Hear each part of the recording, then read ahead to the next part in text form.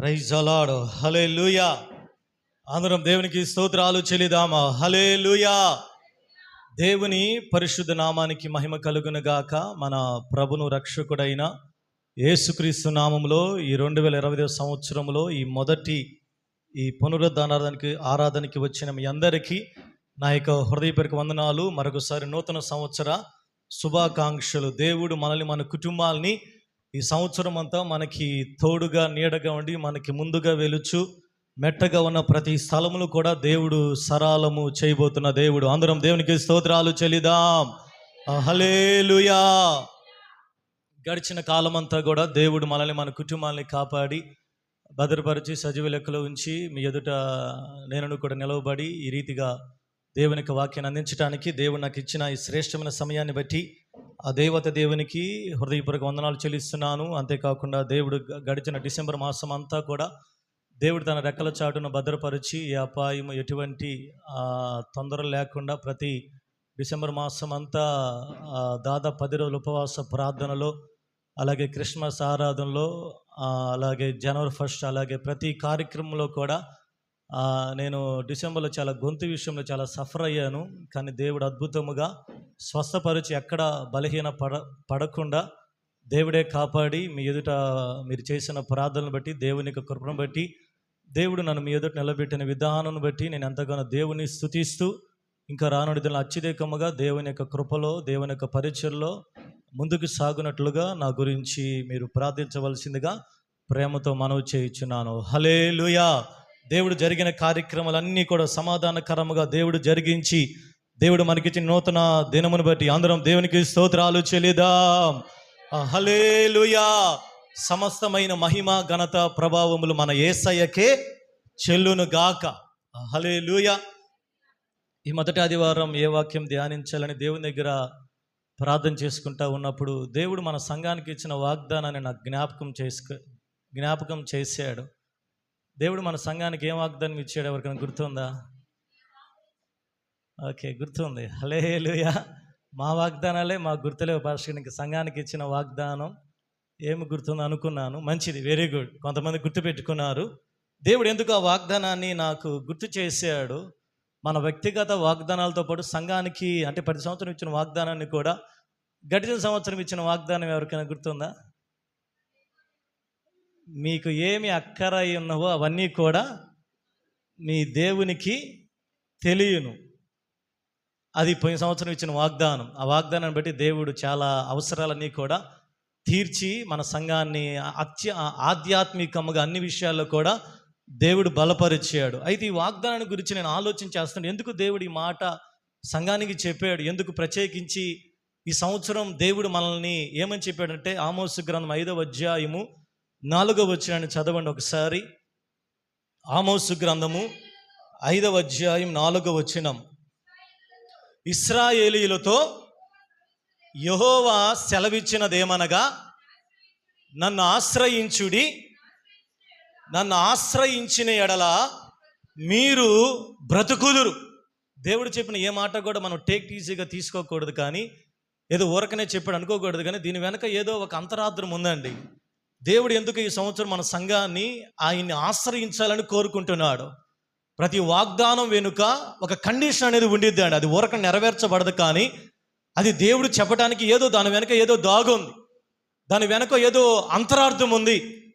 దేవుడు ఆ రోజు ఆమోసు ద్వారా ఇశ్రాయేలు ప్రజలతో సెలవిచ్చిన మాట, మీరు నన్ను ఆశ్రయించండి, మీరు నన్ను ఆశ్రయిస్తే మీరు బ్రతుకుతారు అనే వాగ్దానాన్ని దేవుడు ఈ సంవత్సరం మన సంఘానికి దేవుడు మనకి దయచేసాడండి.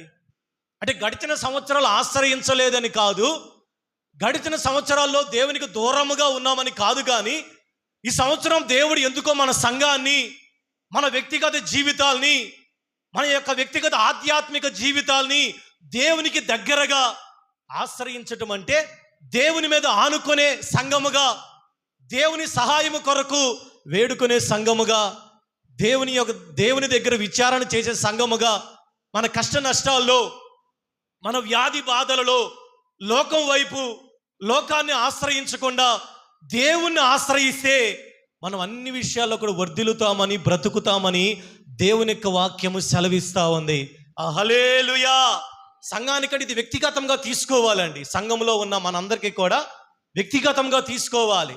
మీ వ్యక్తిగత వాగ్దానాలతో పాటు కూడా ఈ వాగ్దానాన్ని ఒక ఛాలెంజ్గా, ఒక హెచ్చరికగా, లేకపోతే అది ఆదరణకరముగా, దేవుడు నాతో సెలవిస్తున్నాడు ఈ మాట, ఈ సంవత్సరం నేను దేవుణ్ణి ఎక్కువగా ఆశ్రయించాలి, నేను దేవుని దగ్గర ఎక్కువగా గడపాలి, నేను దేవుని దగ్గర ఎక్కువగా ప్రార్థన చేయాలి, నేను దేవుని దగ్గర ఎక్కువగా మొరపెట్టాలి, నేను దేవుని దగ్గర ఎక్కువ దేవుని మీద ఆనుకోవాలి అని దేవుడు సంఘాన్ని హెచ్చరిస్తూ ఆయన చేసిన వాగ్దానం. దేవుని ఆశ్రయిస్తే ఏం చేస్తామా?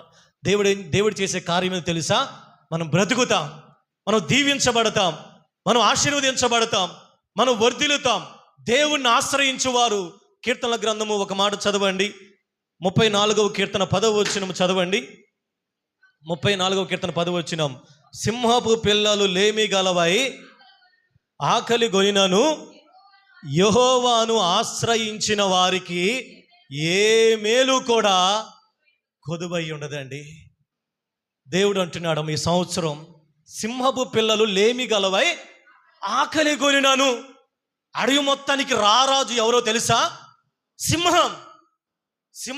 అడవిలో అది అడవిలో నడుస్తూ ఉంటే దాని ఎదుట సింహము ఏనుగు కూడా నిలబడలేదు. అంత భయం అడవి మొత్తానికి. అదే రాజది. అడవి మొత్తాన్ని కూడా పరిపాలించి అన్ని జంతువులు కూడా దాన్ని చూసి పారిపోతాయి.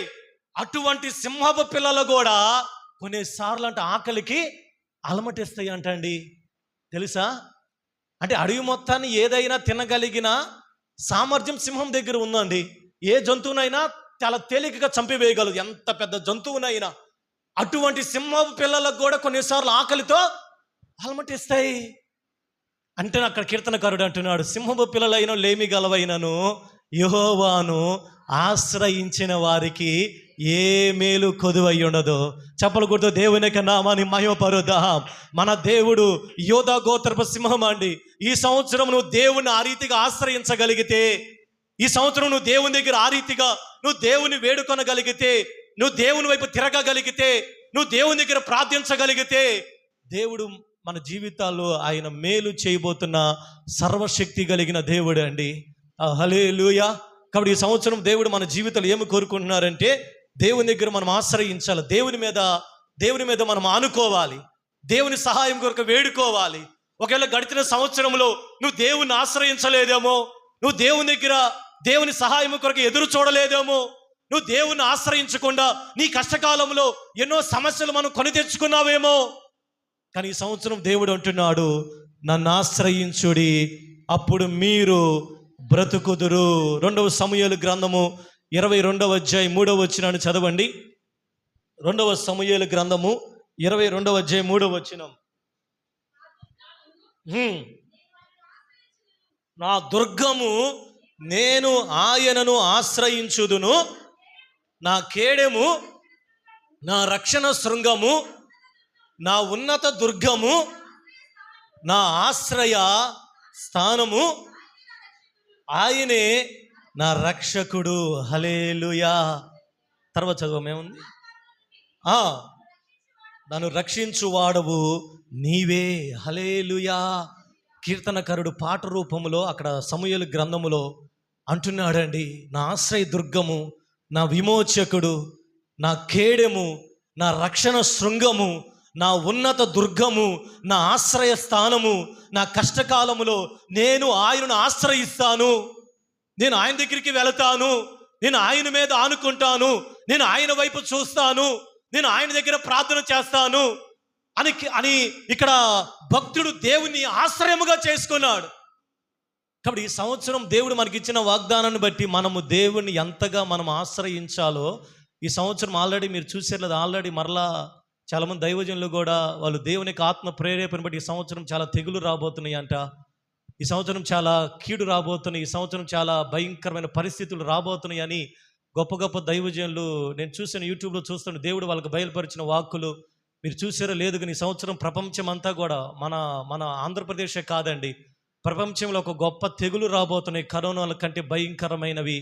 కాబట్టి ఇటువంటి కష్టకాలంలో దేవుడు మనల్ని హెచ్చరిస్తున్నాడు. కాబట్టి అది ఏ పరిస్థితి అయినా, మన ప్రక్క 10,000 మంది కూలిన 1000 మంది మన మీదకి వచ్చిన దేవుని ఆశ్రయించగలిగితే, అది కరోనా అయినా 100 కరోనాలు వచ్చినా దేవుణ్ణి మనం ఆశ్రయించగలిగితే ఏ మేలు కూడా మనకి కొదువై ఉండదు అండి. నువ్వు దేవుణ్ణి ఆశ్రయించగలిగితే, నీకు భయం కలిగిన సమయాల్లో, నీ కష్టకాలంలో, నీ వ్యాధి బాధలలో, నీ యొక్క అది ఏ పరిస్థితి అయినా, అది ఎలాంటి పరిస్థితి అయినా, ప్రపంచం మీదకి ఎన్ని తెగులని రానివ్వండి, ఎలాంటి భయంకరమైన పరిస్థితులని రానివ్వండి, దేవుణ్ణి ఆశ్రయించేవారు ఎలాగుంటారంట? క్షేమముగా ఉంటారు. అది ఎజ్రా గ్రంథంలో ఎజ్రా అంటున్నాడు, 8వ అధ్యాయం 22వ వచనం చదవండి. ఎజ్రా గ్రంథము 8వ అధ్యాయం 22వ వచనం అండి. మేలు కలుగుటకై ఆయనను ఆశ్రయించు వారందరికీ మన దేవుని హస్తము తోడుగా ఉంటుందమ్మా. హల్లెలూయా. కాబట్టి ఈ సంవత్సరం మనం ఏం చేయాలో తెలుసా? నువ్వు దేవుని ఆశ్రయించే వ్యక్తిగా ఉండాలి. నీ కుటుంబము, నీ యొక్క జీవితము, నువ్వు దేవుని మీద ఆనుకునే వ్యక్తిగా ఉండాలి. నువ్వు దేవుని ఆశ్రయించగలిగితే నీ కష్టకాలములో, ఆ యొక్క ఇబ్బందులలో దేవుడు ప్రతి సమస్యను కూడా ఆయన మన ఎదుటి నుంచి తీసివేయగలిగిన దేవుడండి. హల్లెలూయా. కాబట్టి గడిచిన సంవత్సరంలో మనం ఎవరి దగ్గరికి ఆశ్రయముగా వెళ్ళాం? మనం ఎవరి వైపు చూచాం? మనం ఎవరి వైపు మన యొక్క స్థితిగతులు, మనము ఎవరి సహాయాన్ని మనం వేడుకున్నాం? అందుకని బైబిల్ గ్రంథంలో 3 మాటలు, కీర్తనల గ్రంథంలో కొంతమంది ఏం చేశారంట? 118వ అధ్యాయం 8వ వచనం చదవండి. 118వ కీర్తన 8వ వచనం. మనుషులను నమ్ముకునుట కంటే యెహోవాను ఆశ్రయించుట మేలు, రాజులను నమ్ముకునుట కంటే యెహోవాను ఆశ్రయించుట మేలండి. ఇక్కడ కీర్తనకారుడు చక్కగా అంటున్నాడు, మొదటి విషయము, మనుషులు నమ్మితే మన కష్టకాలంలో చేతులు ఎత్తేస్తారండి. నీ కష్టం వచ్చినప్పుడు నువ్వు మనుషులను ఆశ్రయించగలిగితే, నువ్వు మనుషుల దగ్గరికి వెళితే, నువ్వు మనుషుల వైపు చూస్తే, నువ్వు మనుషుల దగ్గరికి వెళ్ళి మొరపెడితే, నాకు ఇలాంటి మనుషులు ఉన్నారు కదా, నాకు వీళ్ళు సహాయం చేస్తారు కదా, నాకు వీళ్ళు నా ఇబ్బందులు నన్ను బలపరుస్తారు కదా అని ఇక్కడ కీర్తనకారుడు అంటున్నాడు. మనుషులను నమ్ముకొనుట కంటే, రాజులను నమ్ముకొనుట కంటే యెహోవాను ఆశ్రయించుట మేలు. హల్లెలూయా. గడిచిన సంవత్సరాల్లో నువ్వు మనుషుల వైపు చూచేవేమో, నువ్వు మనుషుల తట్టు చూచేవేమో, నువ్వు మనుషుల వైపు, మనుషులు సహాయం చేస్తారని, మనుషులు నిన్నేదో పైకి లేపుతారని, మనుషులేదో నిన్ను బలపరుస్తారని, మనుషులేదో నిన్ను బాగా నీకు సహాయం చేస్తారని నువ్వు వాళ్ళ తట్టు నీ చేతులు చాపేవేమో. కానీ ఈ సంవత్సరం అంట దేవుడు అంటున్నాడు, ఇంక మనుషుల వైపు కాదండి, ఇది మనుషుల వైపు చూచే దినాలు కాదమ్మా. కీర్తన ఇర్మియా గ్రంథంలో కూడా ఇర్మియా ప్రవక్త అంటున్నాడు, 17వ అధ్యాయం 5వ వచనము. ఇర్మియా గ్రంథం 17వ అధ్యాయం 5వ వచనం చదవండి. యెహోవా ఇలాగు సెలవిచ్చుచున్నాడు, నరులను ఆశ్రయించి శరీరులను తనకు ఆధారముగా చేసుకొనుచు తన హృదయమును యెహోవా మీద నుంచి తొలగించుకొనువాడు శాపగ్రస్తుడు. ఎవరండి? నరుల మీద ఆధారపడి, మనుషుల మీద ఆధారపడి, మనుషుల మీద ఆనుకు, నా మనుషులు ఉన్నారు, నాకు వీళ్ళు ఉన్నారు, వాళ్ళు ఉన్నారు, నాకు దేవుడు అవసరం లేదు, నాకు దేవుని మందిరం అవసరం, నాకు దేవునితో పని లేదు, నాకు వీళ్ళున్నారు కదా, నాకు బంధువులు ఉన్నారు కదా, లేకపోతే నాకు మా యొక్క జీవితాలు వీళ్ళున్నారు కదా, వాళ్ళు ఉన్నారు కదా, అధికారులు ఉన్నారు కదా, లేకపోతే వాళ్ళు ఉన్నారు కదా అని అనుకోని మనం దేవుని పక్కన పెట్టేస్తే, మనం మన నరుల మీద ఆధారపడి నాకు వీలున్నారు కదా అనుకుంటే, కష్టకాలములో ఏ నరుడు కూడా దేవుని సెలవు లేకుండా మనల్ని కాపాడేవాడు లేడండి. కాబట్టి ఈ సంవత్సరము, గడిచిన సంవత్సరం ఒకవేళ నువ్వు మనుషుల వైపు చూచావేమో, అందునే భక్తుడు అంటున్నాడు కదా, కలవరపడినే కొండల వైపు నా కన్నులెత్తుదునా, కొండల వైపు నా కన్నులెత్తి కొదువతో నేను కుమిలెదనా, కొదువతో నేను కుమిలెదనా, నీవు నాకుండగా నీవే గా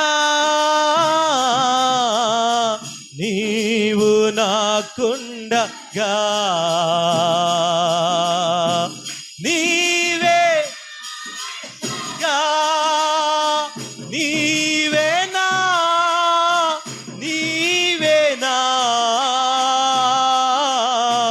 నీవేనా నీవేనా ఆత్మదాహము తీర్చిన వెంబడించిన బండవు కలవరపడినే కొండల వైపు నా కన్ను లేతుదునా. హల్లెలూయా. కాబట్టి కీర్తనకారుడు అంటున్నాడు, మనుషులను నమ్ముట కంటే, మనుషులను ఆశ్రయించుట కంటే యెహోవాను ఆశ్రయించుట మేలండి. దావీదు తన కష్టకాలంలో కొండల్లాంటి మనుషుల వైపు చూచాడు. ఎక్కడి నుంచి నాకు సహాయము కలుగుతుంది, ఎక్కడి నుంచి నాకు విడుదల కలుగుతుంది, ఎక్కడి నుంచి నాకు సహాయం దొరుకుతుందని అలాంటి వైపు వ్యక్తుల వైపు చూసి చివరికి దేవుని వైపు చూచాడంట. దేవుణ్ణి ఆశ్రయించాడు. దేవుడు దావీదు కలిగిన భయములన్నిటిలో నుంచి దేవుడు తప్పించాడండి. హల్లెలూయా, హల్లెలూయా. ఈ సంవత్సరం ప్రియ దేవుని సంగమా, మనుషుల వైపు చూడవాక, మనుషులను ఆధారం చేసుకునేవాక, మనుషుల మీద డిపెండ్ అవ్వగాక, మనుషులని నువ్వు ఆధారం చేసుకుంటే దేవుడు దూరం అయిపోతాడండి. మన నమ్మకం ఎవరి మీద ఉండాలంట? దేవుని మీద ఉంటే, నీ నమ్మకం దేవుని మీద నువ్వు ఉంటే, నీ నమ్మకం నువ్వు దేవుని ఆశ్రయించగలిగితే ఎలాంటి వ్యక్తులైనా మార్చి మన ఎదుటికి దేవుడు తీసుకొని రాగలిగిన దేవుడు అండి. హల్లెలూయా.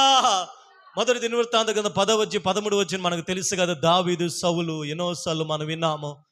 దావీదు తనకి ఎంత కష్టం వచ్చినా, దావీదు పాపము చేసినా, దావీదు దేవునికి దూరమైన దేవుని దగ్గరికి వెళ్ళి దేవుణ్ణి ఆశ్రయించేవాడు.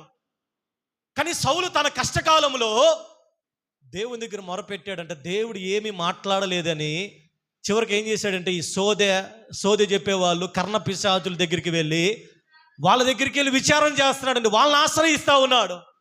చూడండి ఎంత దారుణకరమైన పరిస్థితో. ఒక దేవుణ్ణి నమ్ముకున్న వ్యక్తి, రక్షణ పొందిన వ్యక్తి, బాప్తీసం పొందిన వ్యక్తి, సమూయేలు చేత అభిషేకించబడిన వ్యక్తి, రాజుగా ఉండవలసిన సౌలు దేవుణ్ణి పక్కన పెట్టేసి అన్యులు ఆచరించినట్లుగా వెళ్ళి ఆ సమాధుల దగ్గర సోదె చెప్పే వాళ్ళ దగ్గరికి వెళ్ళి దేవుడు నాతో ఏమో మాట్లాడతాడని వాళ్ళ దగ్గర వెళ్ళి విచారణ చేస్తూ ఉన్నాడంట అండి. అక్కడికి వెళ్ళి వాళ్ళని ఆశ్రయిస్తూ ఉన్నాడంట. దేవుడు ఎంత కోపగించుకున్నాడో తెలుసా? దేవుడేమన్నా ఆయన మోగవాడ మాట్లాడకపోవటానికి, దేవుడేమన్నా చేతగాని వ్యక్తి సౌలు యొక్క సమస్యను తీర్చకపోవటానికి, దేవుడేమన్నా ఆయన కన్నులుండి కూడా ఆయన చూడలేని వ్యక్తి? ఎందుకు సౌలు మొరపెట్టినప్పుడు దేవుడు మాట్లాడలేదు తెలుసా? దేవునికి సౌలుకి మధ్యలో గ్యాప్ వచ్చేసిందండి. సౌలు దేవుని మాట వినకుండా, దేవుని చిత్తము చేయకుండా, తన సొంత ఆలోచన ప్రకారం జీవిస్తా, అమాలేకులు చంపమంటే చంపకుండా, సమూయేలు చేయవలసిన పని వెళ్ళి ఆ యొక్క యాజకత్వాన్ని సౌలు చేసి తన ఇష్టానుసారంగా జీవిస్తూ ఉంటే దేవుడు మౌనమైపోయాడు. దేవుడు నిశ్శబ్దమైపోయాడు. ప్రార్థన చేస్తా ఉన్నా దేవుడు స్వరం వినపడటంలో.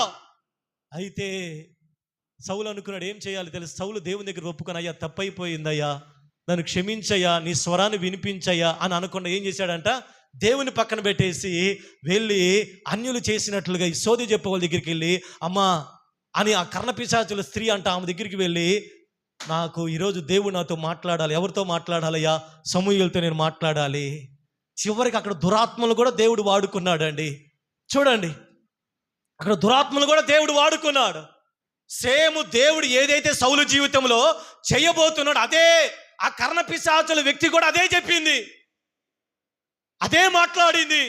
రేపు నువ్వు ఈ సమయానికి నువ్వు నీ కుటుంబంతో ఇక్కడ చచ్చిపోయి ఇక్కడ ఉంటారయ్యా. దేవుడు అదే చెప్పించాడు తన కష్టకాలంలో సౌలు దేవుని దగ్గర. అందుకని అక్కడ వ్రాయబడిన మాట, ఈ ప్రకారముగా యెహోవా ఆజ్ఞ గైకొనక ఆయన దృష్టి ఎదుట యెహోవా యొద్ద విచారణ చేయక కర్ణపిశాచుల దగ్గర విచారణ చేసిన దానిని బట్టి వెతికినందుకు సౌలు హతుడయ్యాడండి. సౌలు ఎందుకు చనిపోయాడు? ఇందాక మన వాగ్దానం మీద మీరు దృష్టి పెట్టండి. ఏ మాట అక్కడ? నన్ను ఆశ్రయించుడి, లేకపోతే అప్పుడు మీరు బ్రతుకుదురు. ఇక్కడ సౌలు ఎందుకు హతుడయ్యాడు తెలుసా? దేవుణ్ణి ఆశ్రయించకుండా తన యొక్క జ్ఞానం మీద ఆధారపడ్డాడండి. ఈ లోక సంబంధముగా, ఈ లోక విషయాలు, శాపగ్రస్తమైన విషయాల జోలికి వెళ్ళి అక్కడ ఆశ్రయిస్తా ఉన్నాడు. అంటే ఇతరులకి దేవుడు చేతగాని వానిగా దేవుని పరిచయం చేశాడు అండి. ఈరోజు దేవుని నమ్ముకున్న నీకు కష్టం వచ్చినప్పుడు, నీకు వ్యాధి వచ్చినప్పుడు, నీకు బాధ వచ్చినప్పుడు నువ్వు మొదటగా ఎక్కడికి వెళ్తున్నావు? నువ్వు మొదటగా ఎక్కడికి పరిగెత్తుకుంటూ వెళ్తున్నావు? నువ్వు మొదటగా ఎవరి దగ్గరికి నువ్వు ఆశ్రయిస్తున్నావు? దేవుణ్ణా, మనుషుల్నా? దేవుణ్ణా, వైద్యున్నా? దేవుణ్ణా, లోకాన్నా? దేవుణ్ణా, నీకున్న ఆయా శక్తి సామర్థ్యాలను బట్టి నువ్వు ఆశ్రయిస్తున్నావా? ఎవరిని ఆశ్రయించాలంట? దేవుణ్ణి ఆశ్రయించినట్లయితే, యెహోవాను ఆశ్రయించినట్లయితే దేవుడు నీ జీవితంలో ఉన్న అది ఎందుకు వచ్చిన సమస్తాన్ని కూడా నెరవేర్చగలిగిన దేవుడు అండి. అందుకే ఈ సంవత్సరం దేవుడు అంటున్నాడు, నన్ను ఆశ్రయించుడి. నన్ను ఆశ్రయించిన ఎడల మీరు బ్రతుకుతారు. నన్ను ఆశ్రయించిన ఎడల మీరు వర్ధిల్లుతారు. నన్ను ఆశ్రయించిన ఎడల మీరు ఆరోగ్యముగా, క్షేమముగా ఉంటారు. కాబట్టి మనుషులు నమ్ముకోవద్దమ్మా. మనుషుల వైపు చూడటం మానేయండి. దేవుని వైపు చూడగలిగితే హల్లెలూయా, దేవుడు ఖచ్చితంగా మనకు సహాయం చేస్తాడు. రెండవది యెషయా గ్రంథము 28:15 చదవండి. యెషయా గ్రంథము 28వ అధ్యాయం 15 వచనం. మేము మరణముతో నిబంధన చేసుకుంటిమి, పాతాళముతో ఏకమైతిమి.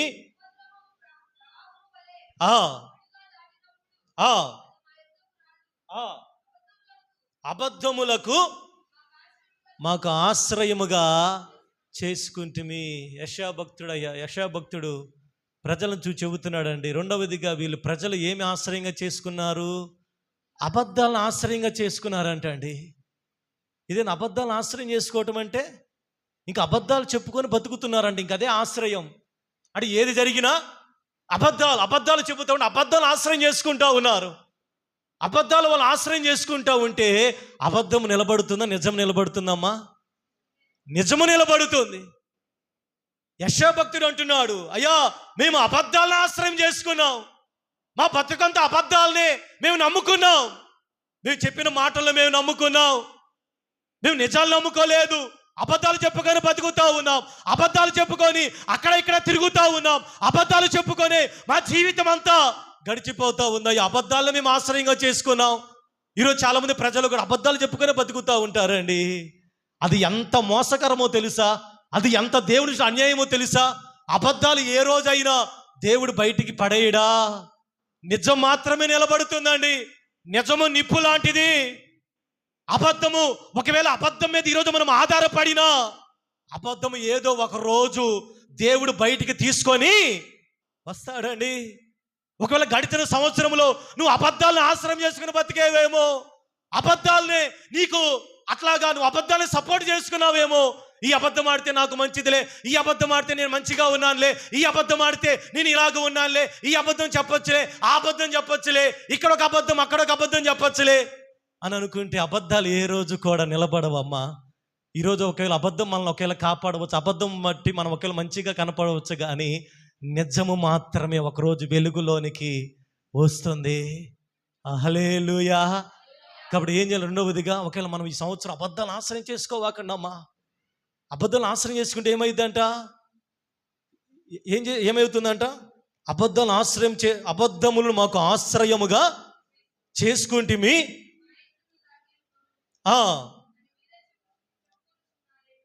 అని మీరే చెప్పుకొనొచ్చు. అలాగే హోషేయ గ్రంథం 11-12 వచనంలో కూడా ఇప్పుడు ఎఫ్రాయిము సంతతి వారు, హోషేయ గ్రంథము 11-12 చదవండి.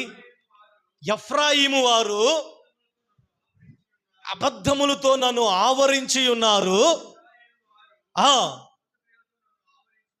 మోసక్రియలతో నన్ను ఆశ్రయించారు. అబద్ధములతో ఎఫ్రాయిము సంతతి వారు అబద్ధములతోనే వాళ్ళు ఆధారం చేసుకుంటాం. ఈరోజు చాలామంది ప్రజలు కూడా నిద్రలేసిన అబద్ధాలతోనే గడుపుతూ ఉన్నారండి. అబద్ధాలు మనల్ని కాపాడవండి. Praise the lord. యాకోబు తన జీవితం అంతా మోసం, తన జీవితంతో అబద్ధమే. తన తండ్రి దగ్గరికి వెళ్ళి నేను యాకోబును కాదయ్యా, నేను ఏశావుని. తన జీవితం అంతా అబద్ధమే. ఎక్కడికి వెళ్ళినా సరే తన మామ దగ్గరికి వెళ్ళి అక్కడ అబద్ధం ఆడుతూ ఉన్నాడు. తన తండ్రి దగ్గర, తన అన్న దగ్గర మోసము చేసి పారిపోతా ఉన్నాడు. అబద్ధాలను ఆశ్రయం చేసుకున్నాడు. అబద్ధాలను ఆశ్రయం చేసుకొని పారిపోయాడు. అక్కడికి వెళ్ళి తన మామను మోసం చేశాడు, పారిపోయి వస్తా ఉన్నాడు. దేవుడు ఒకరోజు పట్టుకున్నాడు. తన అబద్ధాలన్నీ దేవుని దగ్గర ఒప్పుకున్నాడు నిజాయితీగా. ఇప్పుడు యాకోబు తన జీవితం అంతా కూడా మార్చబడి నిజాయితీ పరుడుగా, ఇశ్రాయేలుగా మార్చబడ్డాడండి. హల్లెలూయా. కాబట్టి ఈరోజు ప్రియ దేవుని సంగమా, ప్రియ దేవుని ప్రజలారా, అబద్ధాలను ఆశ్రయం చేసుకోవాకండి. నేను ఈ అబద్ధం చెప్పి బతకచ్చులే, ఈ అబద్ధము చెప్పి నేను మంచిగా ఉండొచ్చులే. నువ్వు మనుషుల దృష్టిలో ఒకవేళ అబద్ధాలు చెప్పి మంచిగా ఉండొచ్చు, కానీ దేవుని దగ్గర ఎవరు కూడా ఉండలేరమ్మా. అపోస్తలుల కార్యముగా అదే కనపడింది. అననీయ సప్పీరాలు యాక్చువల్గా వాళ్ళని దేవుడు అడగల పొలం ఇమ్మని. వాళ్ళంతటా వాళ్ళే అనుకున్నారంట పొలం ఇవ్వాలి, పొలం అమ్మేసి ఆ డబ్బులన్నీ తెచ్చి అపోస్తలుల పాదం దగ్గర పెట్టాలి. వాళ్ళిద్దరు ఇంట్లో ఒక డిస్కస్ చేసుకున్నారంట, కొంచెం దాచుకొని మిగతా తెచ్చి పేతురు గారికి ఇద్దాం. ఇద్దరు కూడా ఏకీభవించారు, వచ్చారు. పేతురు అప్పటికి దేవుని ఆత్మతో నింపబడ్డాడు. పేతురు దగ్గరికి వచ్చి ఆ డబ్బులు పెట్టంగానే అంటున్నాడు, అక్కడ అపోస్తలుల గ్రంథంలోనికి రండి. అననీయ,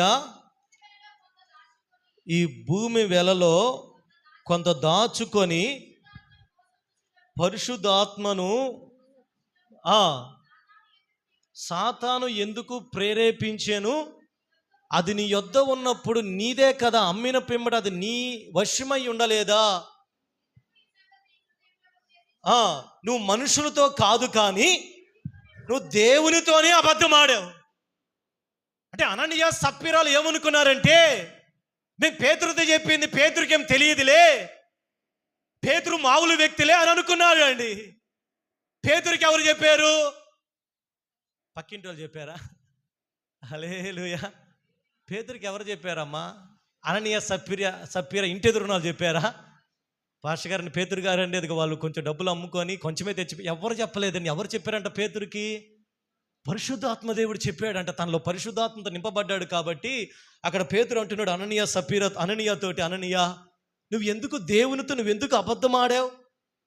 అది ఒకవేళ నువ్వు అమ్మితే నీ దగ్గరే ఉంటుంది కదా, నువ్వు ఎందుకు వచ్చి అబద్ధం ఆడి ఎందుకు ఇలాగ నువ్వు ప్రయత్నం చేయటం?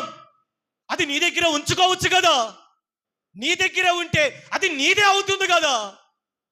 ఆ మాటకి పేతురు ఏమి ప్రార్థన కూడా చేయలేదండి. ఆ మాట పలుకుతున్న అననీయ చనిపోయాడు. కాసేపు తర్వాత అననీయ భార్య సప్పీర వచ్చిందండి. పాపం తన భర్త చనిపోయాడని తెలియదు. మళ్ళా కింద ఏం జరిగిందంటే, ఇంచుమించు 3 గంటల సేపటికి వాని భార్య జరిగినది ఎరగక లోపలికి వచ్చినది. అప్పుడు పేతురు, మీరు ఆ భూమిని ఇంతకే అమ్మితిరా, నాతో చెప్పమని ఆమెను అడిగిన. అందుకు ఆమె, అవును ఇంతకే అని చెప్పాను. అందుకు పేతురు, ప్రభు యొక్క ఆత్మను శోధించుటకు మీరెందుకు ఏకీభవించారు? ఎందుకు అబద్ధం ఆడారు? వీళ్ళు అబద్ధాన్ని ఆశ్రయం చేసుకున్నారండి. చెబితే ఏదో ఒకటి అయిందిలే, కాదు అన్ని రోజులు ఒక్కలాగా ఉండవు. ఈ సంవత్సరం అబద్ధాలు ఇంకా ఆశ్రయం చేసుకునే సంవత్సరం కాదండి. అబద్ధాలు చెప్పుకొని జీవించే సంవత్సరాలు కాదమ్మా. రోజులు చాలా భయంకరంగా రాబోతున్నాయి. మీరు నమ్మండి, నమ్మకపోండి, రాకడ సూచనలు జరుగుతూ ఉన్నాయి. ఇక ఈ సంవత్సరం అంతా అబద్ధాలన్నీ కూడా మానుకొని నిజములను ఆశ్రయం చేసుకొని దేవుని సన్నిధానంలో శక్తివంతులుగా, యథార్థవంతులుగా మనం బ్రతికితే, యథార్థవంతుల్ని బలపరచడానికి లోకమంతా దేవుని యొక్క కనుదృష్టి సంచారము చేస్తూ ఉంది. చెప్పలకూడదు, దేవుని యొక్క నామాన్ని మహిమపరుద్దాం. యథార్థవంతులను బలపరచడానికి, యథార్థవంతుల కుటుంబాన్ని పైకి లేపడానికి దేవుని యొక్క కనుదృష్టి లోకమంతటా సంచారము చేస్తూ ఉంది. ఎవరినంటే వాళ్ళని కాదండి. హల్లెలూయా. ఎవరిని బలపరచడానికండి? యథార్థవంతుల్ని బలపరచడానికి, యథార్థవంతుల్ని పైకి లేపడానికి. యథార్థవంతులు ఎక్కడ ఉన్నారు? ఎక్కడ యథార్థముగా జీవించే వాళ్ళు ఉన్నారు? దేవుడు వెతికితే ఆ రోజులు నోవాహు కనపడ్డాడండి. యథార్థవంతులు ఎవరు ఉన్నారా అని వెతికితే బైబిల్ గ్రంథంలో చాలా మంది, ఊజు దేశమందు యథార్థవంతుడు ఒక ఆయన ఉన్నాడు, యోబు.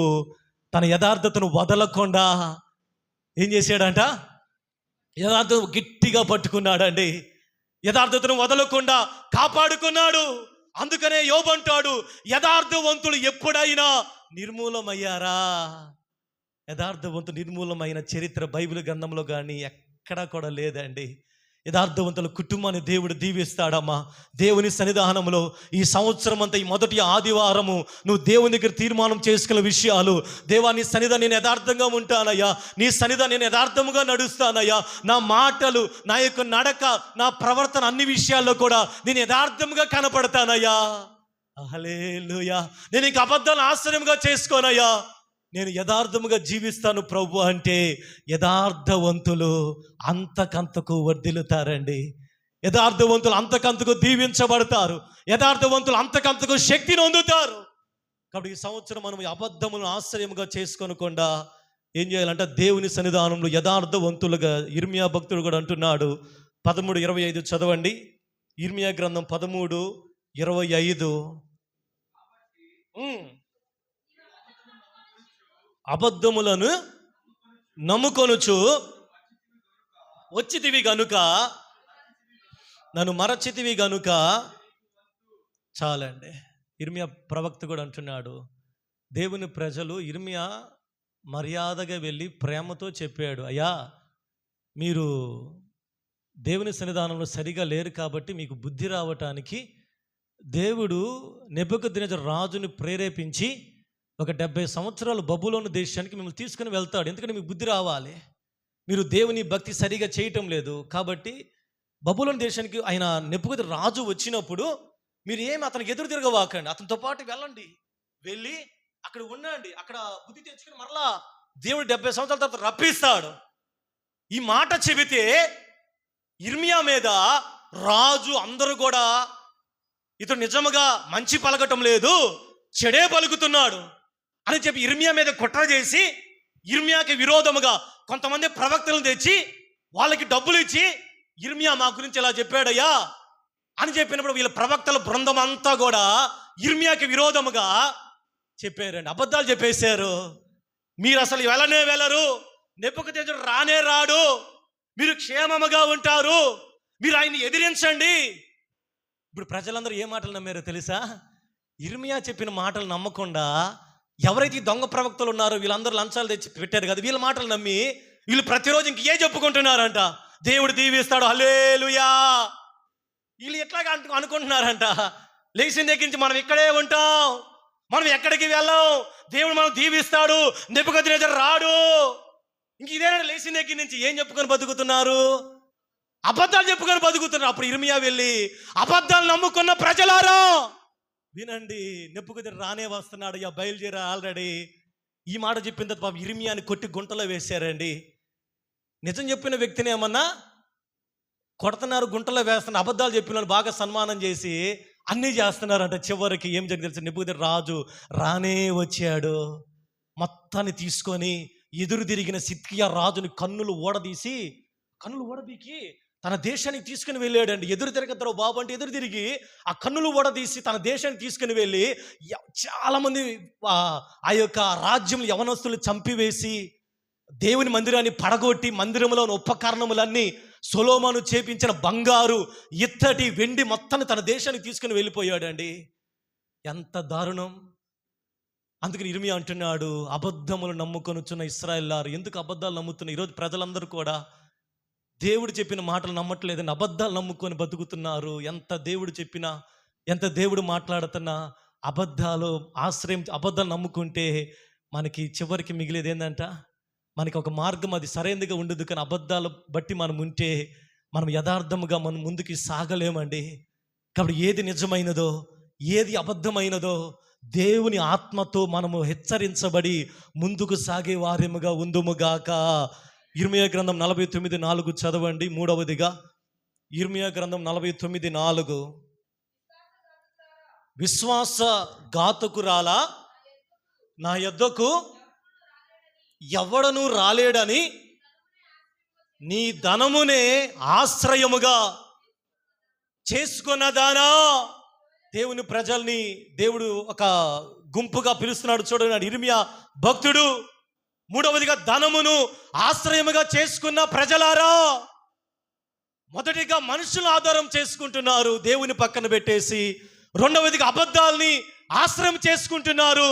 మూడవదిగా ధనాన్ని ఆశ్రయం చేసుకుంటున్నట్టు డబ్బు అన్ని విషయాల్లో కూడా నిలబడదండి. డబ్బు మనల్ని కాపాడిద్దా? డబ్బు మనల్ని ఆశ్రయం, నా దగ్గర డబ్బు ఉంది, నా దగ్గర ఇవ్వండి, నా దగ్గర అయ్యి, నా దగ్గర మేడలు ఉన్నాయి, మిద్దులు, నా దగ్గర ఇది ఉంది, అది ఉంది, నా దగ్గర డబ్బు ఉంది చాలు, నా దగ్గర డబ్బులు ఉన్నాయి, నాకు ఏది వచ్చినా ఇబ్బంది లేదు, నా దగ్గర ఈ డబ్బులు ఉన్నాయి. లేదా మన కరోనా టైంలో గొప్ప పాఠం ప్రపంచానికి దేవుడు నేర్పించాడు. ధనము ఎవరిని కూడా కాపాడదండి. ధనము ఎవరిని కూడా, కోట్లు ఖర్చు పెట్టిన ప్రాణాలు మిగలలేదు తెలుసా? కోట్ల డబ్బులు ఉన్న వాళ్ళు కూడా, మా ఊర్లో రీసెంట్గా జరిగిన ఒక ఆయన పెద్ద ఇల్లు కట్టుకున్నాడు అండి. అంటే ఊళ్ళో పెద్ద భూస్వామి అనమాట, ఆసామి. చాలా వెళ్ళే బజార్లో పెద్ద ఇల్లు కట్టుకున్నాడు. పాపం ఉండటానికి తన పిల్లలు అందరూ కూడా మంచి సంపాదనలు ఉన్నారని వాళ్ళ డబ్బులని తీసుకుని, ఇంజనీరింగ్ కాబట్టి అందరు తీసుకొని మంచి ఇల్లు కట్టుకొని ఇంకా దాంట్లో ఉండాలనుకొని కళ్ళ కన్నాడు. ఇంకా ఇంటి ఓపెన్ కొద్ది రోజులు అనగా ఇంటి ఓపెన్ కూడా జరగలేదు, పాపం చనిపోయాడు. పాపం అందరికి కూడా పాపం షాకు. పాపం ఇంటిలో ఉందామనే కట్టుకున్నాడండి. ఇంటిలో ఉండి హాయిగా పిల్లలందరూ మంచి ఉద్యోగులు ఉన్నారు కాబట్టి సపరేట్గా ఒక ఇల్లు పెద్దది కట్టుకొని ఆ ఇంటిలో ఉందాం అనుకున్నాడు. పాపం ఆ ఇంటిలోనికి కూడా వెళ్ళలేదండి, చనిపోయాడు. అందరూ పాపం నిజంగా అందరూ అనే మాట తెలుసా? అరే పాపం ఇంట్లో ఉన్నాళ్ళని కట్టుకున్నాడు, పాపం ఇంటిలో కూడా వెళ్ళలేకపోయాడు. ఇలాంటి ఎన్నో అండి చెప్పుకుంటా పోతే, ఇలాంటి ఎన్నో విషయాలు. మనం కూడా చెప్పాను కదా, 30 కోట్లు అండి, 3 కోట్లు కాదండి. తర్వాత వెళ్ళి చూస్తే మళ్ళీ 30 కోట్లు పెట్టి కారు కొన్నారంటే ఎవరో కుటుంబం. ఆ కొన్న రోజు మంచిగా రీల్స్ తీసి మంచిగా పార్టీ చేసుకొని సంబరం చేసుకున్నారు. ఆ కర్ణాటక దగ్గర ఎక్కడ అనుకుంటా ఆ కారులో వెళ్తూ ఉంటే అట్టే ఏదో వచ్చి పైన పడ ఆ కారు, 30 కోట్ల కారు అప్పచ్చి అయిపోయిందండి. ఆ కుటుంబం మొత్తం చనిపోయారు. 30 కోట్లు పెట్టి కారు కొంటే వాళ్ళు అనుకున్నారు ఈ కారే మమ్మల్ని కాపాడిది, ఈ కారే మమ్మల్ని బ్రతికించిది అనుకున్నారు. ఆ కారునే నమ్ముకున్నారు వాళ్ళు. లేదమ్మా, ధనము మనల్ని అన్ని టైంలో కూడా కాపాడదండి. ధనము ఎక్కడ ఉంటుంది అక్కడ నీ మనసు ఉంటుందమ్మా. ధనము నమ్మద్దమ్మా. ధనము ఇవ్వగలిగిన దేవుని నమ్మితే, ప్రైజ్ ది లార్డ్, హల్లెలూయా. సామెతల గ్రంథం 11వ అధ్యాయం 28వ వచనాన్ని చదవండి. సామెతల గ్రంథం 11:28. ధనమును నమ్ముకొని వాడు పాడైపోవును. అంటే నేను ధనం వద్దని చెప్పడం లేదండి. ధనం మనకు కావాలి, డబ్బులు మనకు కావాలి. మనకి డబ్బులు లేకుండా ఈ లోకంలో ఏది మనకి పని జరగదండి. డబ్బులు కావాలి. కానీ లెగిసిన దగ్గర నుంచి నా దగ్గర డబ్బులు ఉన్నాయి, ఇంకా నాకు దేవుడు అవసరం లేదు, నాకు ఇంకా దేవుడితో సంబంధం లేదు, నాకు అన్నీ ఉన్నాయి కదా, అట్లా కనుక్కోకూడదండి. లూకా సువార్త కూడా యేసు నా ప్రాణమా తిను త్రాగు సుఖించు అనుకుంటా ఉన్నాడంట. కొట్టలో ధాన్యం సమకూర్చుకో, అవి చేయి ఇవి చేయి అనుకుంటా ఉన్నాడంట. నా దగ్గర డబ్బులు ఇదిగో అది చేస్తాను ఇది చేస్తాను. వెంటనే ఆ దేవుడు అంటున్నాడు, ఈ రాత్రి ఒకవేళ నీ ప్రాణాన్ని అడిగితే అవన్నీ ఎవరి అవుతాయి, ఎవరి దగ్గరికి వెళ్తాయి?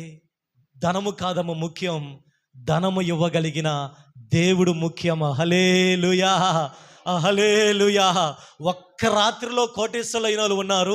ఒక్క రాత్రిలో కోటేశ్వరుల నుంచి పేదవాళ్ళు అయిన ధనం ఆ రీతిగా చేయగలుగుతుంది ఒక వ్యక్తిని. కాబట్టి మనం ఏం చేయాలంట? ధనం వైపు మన నేత్రాలు కాకుండా, ధనం వైపు మన యొక్క హృదయం కాకుండా, నీకు దీవించగలిగిన, నీకు ధనం ఇవ్వగలిగిన దేవుని వైపు నువ్వు ఆశ్రయించగలిగితే ఈ సంవత్సరము దేవుడు మన యొక్క జీవితాల్లో బలమైన కార్యాలు చేయగలిగిన దేవుడు అండి. హల్లెలూయా. ధనము నమ్ముకోవద్దమ్మా. ధనము నాకుంది పాస్టర్ గారండి, ధనము వైపు చూడవాకమ్మా.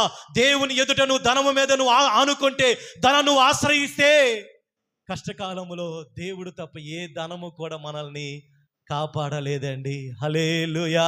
కాబట్టి దేవుని ప్రజలంట మనుషులను ఆశ్రయిస్తూ ఉన్నారు, అబద్ధాలను ఆశ్రయం చేస్తూ ఉన్నారు, ధనాన్ని ఆశ్రయం చేస్తూ ఉన్నారు.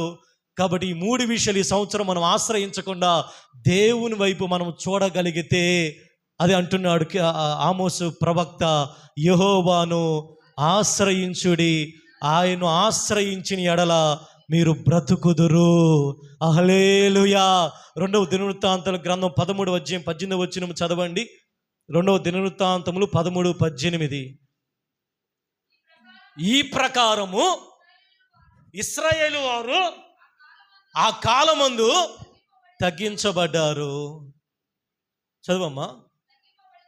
తగ్గింపబడిరి కానీ యూదా వారు తమ పితరుల దేవుడైన యెహోవాను ఆశ్రయించిన హేతువు చేత జయముందారండి. ఇశ్రాయేలీలు ఏమన్నా దేవుణ్ణి ఆశ్రయించకుండా దేవుని దగ్గరికి రాకుండా తగ్గించబడతా ఉన్నారండి. తగ్గించబడతామంటే అన్నిట్లో కూడా రాణించలేకపోతున్నారు, అన్నిట్లో కూడా వాళ్ళు వృద్ధి పొందలేకపోతున్నారు. కారణం ఏం తెలుసా? ఇశ్రాయేలు వారు దేవుని దగ్గర వాళ్ళు వెతకటం లేదు, దేవుణ్ణి ఆశ్రయించడం లేదు. కానీ అక్కడ వ్రాయబడి చూడండి, ఇశ్రాయేలే వారు ఏమైనా తగ్గించబడ్డారు, కానీ యోధా వారు యెహోవాను ఆశ్రయించిన హేతువు చేత జయముందిరి. హల్లెలూయా. ఎందుకు ఈరోజు ఒకళ్ళు ఎందుకు తగ్గించబడుతున్నారు, ఒకళ్ళు ఎందుకు హెచ్చించబడుతున్నారు, ఒకళ్ళు ఎందుకు క్షీణించబోతున్నారు, ఒకళ్ళు ఎందుకు వృద్ధి చెందుతున్నారు? దేవుని ప్రజలే, దేవుడే కదా అందరిని పిలిచింది. ఒకళ్ళు వృద్ధి చెందుతున్నారు, ఒకళ్ళు ఎందుకు క్షీణించిపోతున్నారు, ఒకళ్ళు ఎందుకు అభివృద్ధి చెందుతున్నారు, ఇంకొకళ్ళు ఎందుకు అట్టడుగు వెళ్ళిపోతున్నారు, ఎందుకు తగ్గించబడుతున్నారు అంటే ఇక్కడ వ్రాయబడిన మాట, ఇశ్రాయేలు వాళ్ళు అసలు దేవుని దగ్గరికి వెళ్ళటమో ప్రార్థన చేయటం విచారించడం ఏదీ లేదండి. లేచిన దగ్గర నుంచి మనుషుల దగ్గరికి ధనం వైపు చూసుకొని వాళ్ళ అబద్ధాలను ఆశ్రయిస్తున్నారు, కానీ తగ్గించబడ్డారు. ఎవ్వరూ కూడా దేవుని వైపు చూడడానికి వాళ్ళు పూనుకోవటం లేదండి. కానీ యోధా వారు వారి కష్టకాలంలో దేవుని వైపు చూచి దేవుణ్ణి ఆశ్రయించిన హేతువు చేత దేవుని వైపు చూడగలిగిన అదే 2వ దినవృత్తాంతం 26వ అధ్యాయంలో కూడా ఇక్కడ ఒక వ్యక్తి మనకు కనపడతాడు. దేవుని ప్రత్యక్షత విషయమందు తెలివి కలిగిన జకర్యా దినములలో అతడు దేవుణ్ణి ఆశ్రయించెను, అతడు యెహోవాను ఆశ్రయించిన హేతువు చేత ఆశ్రయించినంత కాలము దేవుడు అతనిని వర్ధిల్ల చేసెను. హల్లెలూయా. చప్పలు కొట్టు దేవుని యొక్క నామాన్ని మహిమపరుద్దాం. హల్లెలూయా. ఈ మాట ఉజ్జియా గురించి చెప్పబడిందండి. దేవుని ఆశ్రయించినంత కాలం దేవుడు వర్ధిల్ల చేశాడండి. దేవుని ఆశ్రయించినంత కాలం కూడా దేవుడు దీవించాడు.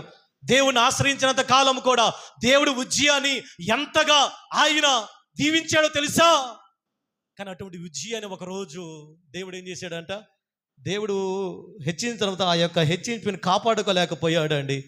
15వ వచనంలో కూడా, మరియు అతడు అమ్ములనేమి పెద్ద రాళ్ళనేమి ప్రయోగించుటకై ఉపాయశాలలు కల్పించిన యంత్రములను యెరూషలేములో దుర్గములలోను బురుజులలోను ఉంచెను. అతడు స్థిరపరువడుకు అతనికి ఆశ్చర్యకరమైన సహాయము కలిగెను కనుక అతని కీర్తి దూరముగా వ్యాపించాను. ఉజ్జి అంతగా దీవించబడడానికి కారణం ఏం తెలుసా? ఒక కుటుంబము కానీ, ఒక వ్యక్తి కానీ, ఒక సంఘము కానీ, ఒక కుటుంబం కానీ దీవించబడటానికి, ఏ కుటుంబం అయితే, ఏ వ్యక్తి అయితే దేవుని మీద ఆధారపడతారో, దేవుణ్ణి ఆశ్రయిస్తారో, దేవుడు వారిని ఎంతగా దీవిస్తాడో తెలుసా? ఉజ్జియా దీవించినంత కాలము కూడా దేవుడు ఎంతగా ఉజ్జియాని హెచ్చించి అతని పేరు చుట్టుపక్కల వ్యాపించిందండి. కానీ ఏమేమి తెలుసా? ఉజ్జియా స్థిరపడిన తర్వాత 16వ వచనం, అతని మనస్సు గర్వించి చెడిపోయిందంట అండి. హెచ్చించబడ్డాడు, దేవుడు హెచ్చించాడు, దీవించాడు, అతనికి అన్నీ ఇచ్చాడు. అంతా ఇచ్చిన తర్వాత ఏమైపోయిందని ఇక దేవుని దగ్గర రావటం లేదండి. ఇంక గర్వించి నాశనానికి ముందు గర్వము నడుచునన్నట్లుగా ఇంకా నేను దేవుని మందిరానికి వెళ్ళేది లేకపోతే ఇక్కడ కింద వచ్చిన ఏం జరిగిందంట, ఉజ్జియా ధూపం వేయుటకై ధూపార్తిని చేత పట్టుకు రౌద్రుడై యాజకుల మీద కోపము చూపెను. యెహోవా మందిరంలో ధూపపీఠము పక్కన అతడు ఉండగా యాజకులు చూచుచుని ఉన్నప్పుడు అతని నొసట కుష్ఠరోగము పుట్టిందండి. చూడండి ఎంత గర్వమో ఉజ్జియాకి. అప్పుడుదా బాగానే ఉన్నాడండి, దేవుణ్ణి ఆశ్రయించాడు, ప్రార్థన చేశాడు. దేవుడు దీవించిన తర్వాత యాజకుల మీద తిరగబడి యాజకులు చేయవలసిన పని ఉజ్జియా చేయడానికి ఆ యొక్క బలిపీఠం దగ్గరికి ధైర్యంగా వెళ్ళి ధూపార్తిని పట్టుకుని ఆ యొక్క దేవుని మందిరములో ఆ ధూపార్తి ఎవరయ్యేలా తెలుసా? ప్రత్యక్ష గుడారములో యాజకులు మాత్రమే ధూపార్తిని చేత పట్టుకోవాలండి. ఉజ్జియా ఎప్పుడైతే గర్వించి చెడిపోయాడో ఆ ధూపార్తిని చేత పట్టుకొని యాజకుల దగ్గర రౌద్రంగా కోపంగా ఉన్నాడంట. ఏం జరిగింది తెలుసు? ఉజ్జియాకి నొసట కుష్ఠరోగము పుట్టిందండి. కాబట్టి ఈరోజు ప్రియ దేవుని సంగమా, మన వ్యక్తిగత జీవితాలు ఈ సంవత్సరము దేవుణ్ణి ఆశ్రయించే కుటుంబములుగా ఉండునుగాక. చివరకు 2వ దినవృత్తాంతములు 14వ అధ్యాయంలోకి రండి, ప్రార్థన చేసుకుందాం. 2వ దినవృత్తాంతాల గ్రంథము 14వ అధ్యాయంలో 4-5 వచనాలు చదవండి.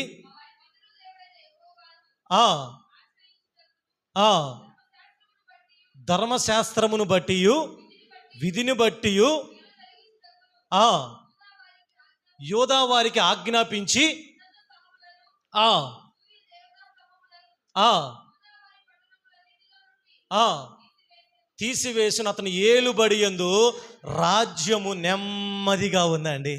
హల్లెలూయా. ఈ సంవత్సరము నీవు నీ కుటుంబము నెమ్మదిగా ఉండాలి. హల్లెలూయా. ఈ సంవత్సరము నీవు ఎక్కడికి వెళ్ళి నెమ్మదిగా ఉండాలి, నువ్వు ఆరోగ్యముగా ఉండాలి, నువ్వు క్షేమముగా ఉండాలి, నువ్వు ఎక్కడికి వెళ్ళి నెమ్మదిగా సమాధానకరముగా నువ్వు సంతోషముగా ఉండాలి. ఎందుకు ఉండాలి? ఎలాగ ఉండగలం? కింద ఆశ అంటున్నాడు చూడండి, 7వ వచనం చదవండి. అతడు యోధా వారికి ఈలాగు ప్రకటన చేశాను, మన దేవుడని యెహోవాను మనము ఆశ్రయించినందున ఆయన మన చుట్టూ నెమ్మది కలుగ చేసి ఉన్నాడు. దేశమందు మనము నిరభ్యంతరముగా తిరగవచ్చండి. హల్లెలూయా. ఆశ కాలంలో ప్రజలందరూ సురక్షితముగా ఉన్నారు, నెమ్మదిగా ఉన్నారని, ఆరోగ్యముగా, ఐశ్వర్యముగా వాళ్ళందరూ కూడా ఎవరి పనులు వాళ్ళు చేసుకుంటా ఆ రాజ్యం అంతా కూడా నిమ్మలముగా ఉంది. ఆశ కూర్చొని ఆలోచన చేశాడంట, ఏంది ఇంత నిమ్మలముగా ఎలాగ ఉన్నాం, ఇంత నెమ్మదిగా ఎలాగ ఉన్నాం, ఇంత సుఖముగా ఎలాగ ఉన్నాం, ఇంత ఆరోగ్యముగా ఎలాగ ఉన్నాం, ఇంత క్షేమముగా ఎలాగ ఉన్నాం, ఇంత బలముగా ఎలాగ ఉన్నాం అని ఆలోచన చేస్తే ఆశకు వచ్చిన ఆలోచన తెలుసా? అప్పుడు దేశ ప్రజలందరినీ పిలిచి, ఓ దేశ ప్రజలారా, మన దేశమంతా నిమ్మలముగా ఉంది, మన దేశమంతా నెమ్మదిగా ఉంది, మన దేశమంతా కూడా చాలా క్షేమముగా ఉంది. ఎందుకని చెబుతాడు తెలుసా? మనము మన దేవుడిని యెహోవాను ఆశ్రయించాము కాబట్టి, మనము మన దేవుడిని యెహోవాను ఆశ్రయించినందున ఆయన మన చుట్టూ నెమ్మది కలుగ చేశాడండి. హల్లెలూయా. ఇప్పుడు అర్థమైందా? ఒక వ్యక్తి నిమ్మలముగా ఉన్నాడు, సమాధానకరముగా ఉండాలి, శాంతికరముగా ఉండాలి, నెమ్మదిగా ఉండాలంటే మొదటి కారణం తెలుసా? దేవుణ్ణి ఆశ్రయించాలండి. హల్లెలూయా. నీ కష్టకాలంలో మనుషుల దగ్గరికి కాదమ్మా, ధనం ఉందలే కదా, లేకపోతే అబద్ధాలను బట్టి ఆశ్రయిస్తే ఉన్న నెమ్మది కూడా ఊడిపోయిద్దండి, ఉన్న సంతోషం కూడా పోయిద్దమ్మా. అలా కాకుండా ఆశ వలె, దేవా మేము ఈ సంవత్సరము మిమ్మల్ని ఎక్కువగా ఆశ్రయిస్తామయ్యా, మా కష్టకాలంలో మా నిందల్లో మిమ్మల్ని ఆశ్రయిస్తామయ్యా, మీరు దేవుని దగ్గర చెప్పగలిగితే దేవుణ్ణి ఆశ్రయించిన వారికి ఏ మేలు కూడా కొదువై ఉండదు. హల్లెలూయా. అందుకని చివరిగా మళ్ళీ మనం మొదటి ఆమోస్ 5:4 వస్తే, దేవుడు మనకిచ్చిన వాగ్దానం ఈ సంవత్సరము, నన్ను ఆశ్రయించుడు ఇశ్రాయేలులారా, యెహోవా సెలవిచ్చినదేమనగా, నన్ను ఆశ్రయించుడి, నన్ను ఆశ్రయించిన ఎడల మీరు బ్రతుకుదురు. చివరిగా 2వ తిమోతి 3:5 చదవండి, ఇది మర్చిపోయాం. 2వ తిమోతి 3వ అధ్యాయము 5వ వచనం చదవండి. పైకి భక్తి గలవారి వలె ఉండి దాని శక్తిని ఆశ్రయింపని వారై ఉన్నారని. అంచె దినాల్లో పైన పౌలు తిమోతికి వ్రాస్తా, అంచె దినాల్లో ప్రజలు ఇలాగ ఉంటారు, ప్రజలు ఇలాగ జీవిస్తారు, అపాయకరమైన దినాలు ఉంటాయి, అంచె దినాల్లో ప్రజలు ఇలాగ జీవిస్తారు కాబట్టి ఎలాగ ఉంటారంటే భక్తి కలిగిన వారి వలె ఉండి దాని శక్తిని ఆశ్రయించిన వారిగా ఉంటారండి. అంటే ఎలాగ ప్రజలు ఉంటారంట? దాని శక్తిని నువ్వు ఆశ్రయించుకొని నువ్వు ఎంత భక్తి చేసినా ఆ భక్తి అంతా వ్యర్థమేనండి. కాబట్టి ఈరోజు నీ నిజమైన భక్తి, నువ్వు భక్తి చేస్తున్నావు మంచిదే, ఆ భక్తిలో ఉన్న శక్తిని ఎప్పుడైనా పొందుకున్నావా? ఆ భక్తి వెనుకున్న ఆ శక్తిని ఎప్పుడైనా ఆశ్రయించావా? అందుకని యోబు అంటున్నాడు, నీ భక్తి నీకు ధైర్యం. తన స్నేహితులు అంటున్నారు, యోబు కష్టాల్లో ఉన్నప్పుడు, యోబు ఎందుకయ్యా కుంగిపోతావు, ఎందుకయ్యా నీకు జరిగిన దాన్ని చూసి ఎందుకు నువ్వు నలిగిపోతావు, ఎక్కడైనా యథార్థవంతులు నిర్మూలమయ్యారా? నీ భక్తి నీకు ధైర్యము పుట్టింపదా? హల్లెలూయా. నిజమైన భక్తులకి దేవుడు గొప్ప ఆశ్రయం ఇచ్చే దేవుడు అండి. భక్తిహీనులకు భయం కలుగుతూ ఉంది, భక్తిహీనులు భయపడిపోతారని, కానీ నిజమైన భక్తులు దాని శక్తిని ఆశ్రయిస్తారు. దానియేలు సింహభూమిలో వేసినప్పుడు రాజు అడుగుతున్నాడు, ఆ రాత్రంతా రాజు పాపం తిండి లేక, ఆకలి లేక, నిద్ర పట్టక ఆ రాత్రంతా ఉపవాసం ఉదయాన్నే పరిగెత్తుకుంటూ వచ్చి దానియేలు అడుగుతా ఉన్నాడు. దానియేలు అని ఒక దుఃఖ స్వరంతో పిలుస్తూ ఉన్నాడు. అసలు ఉన్నాడా లేదా, సింహాలు తినేసినయా, అసలు ఊరక పిలిచాడు దానియేలుని. రాజు పిలుస్తూ ఉంటే సింహభూమి దగ్గరికి వచ్చి దానియేలు అంటున్నాడు, రాజా, నేను నా దేవుని దృష్టికి నేను ఎలా కనపడ్డా తెలుసా? నిర్దోషి కనపడ్డాను కనుక ఆయన తన దూతను పంపి సింహాల నోళ్లను మూసిపోయి ఏ హాని కూడా చేయలేదండి. హల్లెలూయా. అదే సింహాలు దానియేలు మీద విరోధ కుట్ర చేసిన వాళ్ళందరినీ కూడా ఎముకలతో సహయుక్తము పిప్పి చేసేసినాయి అండి అయ్యే సింహాలు. హల్లెలూయా. ఇప్పుడు దానియేలుని ఏ శక్తి కాపాడింది? దేవుని శక్తే. ఆ శక్తి రావటానికి దానియేలు అంత భక్తి చేశాడండి. ఓరకనే కార్యాలు జరగవమ్మా, ఓరకనే అద్భుతాలు జరగవండి. అద్భుతం పొందుకోవాలంటే దానికి తగిన భక్తి నువ్వు చేయాలి. ఈ అంచె దినాల్లో నువ్వు భక్తి చేస్తున్నావు, మంచిదే. ఆ భక్తి వెనుకున్న శక్తి పోయిన సంవత్సరం ఎప్పుడైనా కార్యాలు జరిగినాయా? ఎవరైనా సాక్ష్యం చెప్పారు లేచిన దగ్గర నుంచి అవి ఇవి చదువుతున్నాం, కానీ ఏదైనా ఒక జరగరాని కార్యం ఏదైనా జరిగిందా? అద్భుతాలు ఇది అసలు జరగదు పాస్టర్ గారండి, ప్రకృతికి విరుద్ధం దేవుడు మా జీవితంలో జరిగించాడు, అలాంటి కార్యాలు జరిగినాయా? మీ వ్యక్తిగత జీవితంలో జరిగినాయా? మీ భక్తి మేము ఇంత ప్రార్థన చేసినప్పుడు దేవుడు ఇలాగా దర్శించాడు, లేకపోతే ఇలాగ జరిగినాయి, ఇలాగ అది ఏదైనా సహాయము కానీ ఏదైనా అలాంటి కార్యాలు జరిగినాయా? సాక్ష్యం అంటే అదేనండి. భక్తిలో మీరు భక్తి చేశారు, మీరు భక్తి చేయటం ద్వారా ఏ కార్యాలైనా జరిగినాయా? ఎన్నోసార్లు ప్రార్థనలు జరిగినాయి, ఎంతోమంది దైవజనులు వచ్చారు, 10 దినాలు 7 రోజులు జరిగినాయి. దేవుడు ఎంతో శక్తివంతంగా జరిగించాడు. మా భక్తి ప్రార్థన ద్వారా దేవుడు ఇలాంటి కార్యాలు చేశాడు పాస్టర్ గారండి. చెప్పగలమా? మనం ఎప్పుడైతే చెప్పగలమో అప్పుడే నువ్వు భక్తి వెనుకున్న శక్తి నువ్వు ఆశ్రయిస్తున్నావండి. నువ్వు అప్పటిదాకా ఏంటంటే నార్మల్ పీపుల్కి ఏదో వస్తున్నాం, ప్రార్థన చేస్తున్నాం, లేకపోతే ఏదో చేస్తున్నాం, దేవునికి కానుకిస్తున్నాం, వెళ్ళిపోతున్నాం అంతే. అలాగే వెళ్ళినంత కాలం మనకి బయట ఉన్న ప్రజలు ఏ తేడా లేదమ్మా.